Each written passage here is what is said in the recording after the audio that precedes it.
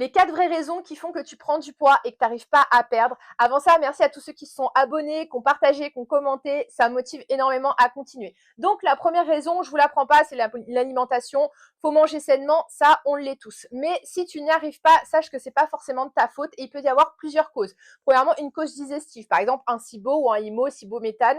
D'ailleurs, j'ai fait un e-book sur le SIBO qui est super complet, qui t'aide à savoir si tu as un SIBO, comment le diagnostiquer et surtout comment t'en sortir parce que c'est compliqué, c'est long, mais on y arrive.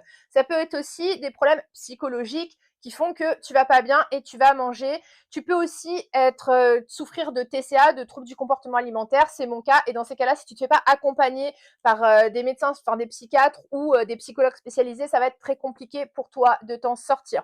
Donc sache que oui, il faut manger équilibré, mais des fois il y a des raisons et des causes qui font que tu n'y arrives pas, donc il faut déjà les traiter. Ensuite, la deuxième chose, c'est le fait de bouger, le sport. Et oui, mais là aussi, si tu n'y arrives pas, si tu n'arrives pas à être en mouvement et que tu es trop sédentaire, c'est aussi pas forcément de ta faute.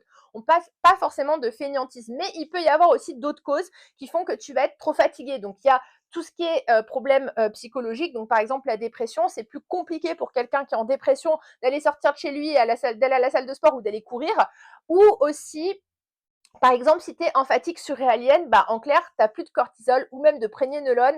Et là, ça va être très compliqué pour toi parce que ton corps, il est littéralement épuisé, il est rincé. Donc, lui demander d'aller faire un marathon, bah, laisse tomber, hein, c'est même pas la peine, ça va être pire qu'autre chose. Dans ces cas-là, évidemment, il y a des techniques, mais je ferai d'autres vidéos pour expliquer si vous en avez besoin. Ensuite, la troisième cause, et pas des moindres, c'est le sommeil. Et oui, il faut dormir. Mais attention, là, je parle de qualité de sommeil. Je parle pas forcément de la quantité. Parce que des fois, vous pouvez vous dire, ouais, super, je dors 8 heures par nuit, je dors très bien. Sauf que vous avez un sommeil de mauvaise qualité. Et c'est très important de bien dormir pour pouvoir produire les bonnes hormones, pour avoir la satiété comme il faut, être bien, que ça soit physiquement et mentalement. Là aussi, j'hésiterai pas à vous partager mes tips parce que moi, j'ai réussi à améliorer mon sommeil après des années et honnêtement, ça aide vraiment. Et le quatrième et dernier facteur, c'est le stress.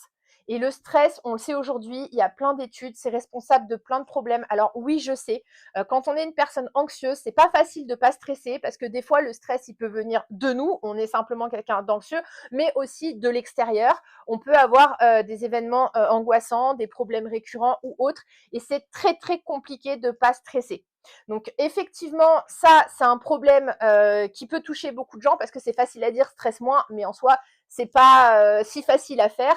Là aussi, il y a quelques tips, il y a quelques astuces. J'hésiterai pas à les partager dans les prochaines vidéos.